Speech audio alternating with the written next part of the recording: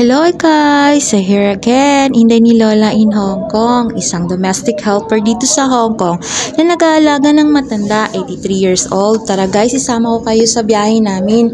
Kakagaling lang namin ni Lola sa kanyang ear appointment. May appointment po siya sa tenga. Kaya eto, nag-decide si Lola na magsakay kami ng minibus. O diba, bidang-bida yung wheelchair ni Lola. At syempre, dahil may wheelchair akong bit-bit, so mas pinili kong maupo dito sa harapan. Ayan, pa-cute-cute muna tayo habang si Lola nandyan sa likuran ko. Yung upuan dyan sa likod. So, syempre, pa-cute-cute muna.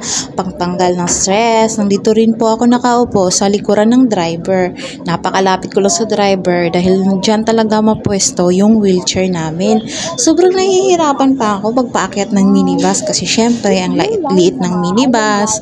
Tapos, iakyat ko siya at syempre, nahirapan ako kasi si Lola, kailangan ko pang hawakan, inakyat ko muna tapos bago ko pinuwesto yung wheelchair namin dyan.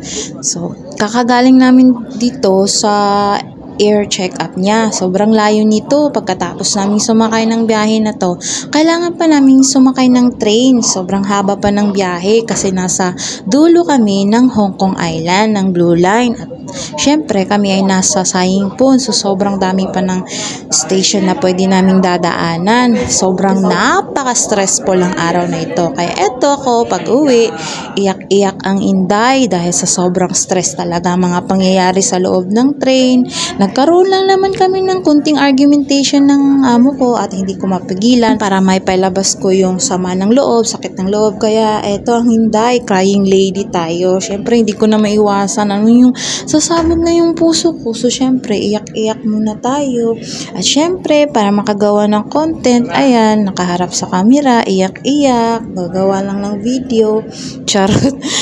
Kahit stress, ayun, ako pa rin gumawa ng video. Kaya, ay, so sad and so stressful. Napaka-stress talaga.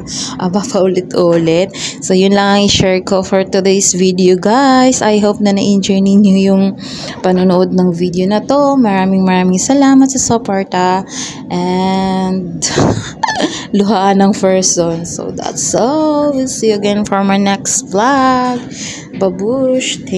Thank you. Tama na nga to. Iyak-iyak pa dyan, Inday. Alright, guys. Bye.